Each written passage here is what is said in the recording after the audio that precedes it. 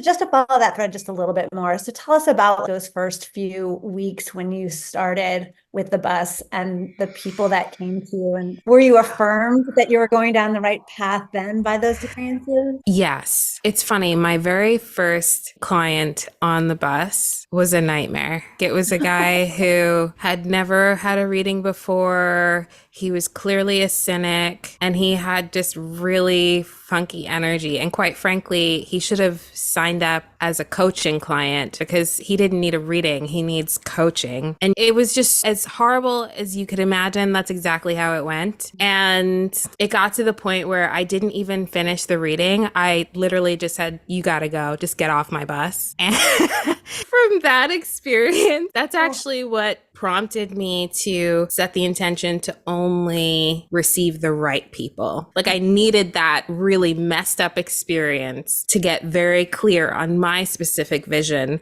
for what I wanted to do through my work and how I wanted to do it. Because obviously we all need to support ourselves. Yes. And we live in a 3D world that requires money, but it's also an energetic exchange. And it's like I'm doing this not just for the money, but to make the world a better place. Ever since I was a kid, 3 years old, I had this idea in my head of I want to heal the world. And I didn't know how I wanted to do that. I thought, oh, I need to be famous, become a rich, famous, philanthropic actress. And then in the midst of that Mercury retrograde experience, I realized, oh, I was putting my life on hold, waiting for this moment that may or may not ever happen. And if I'm waiting to heal the world until I'm famous, then I might not ever do what I'm here to do. So I better just get to it. Yeah. So from that experience, I set the intention to really only have the right people come in. And I fortunately have never had another experience like that again. That was a one-time thing. And just in the first few weeks, yeah, it was so rewarding just to have people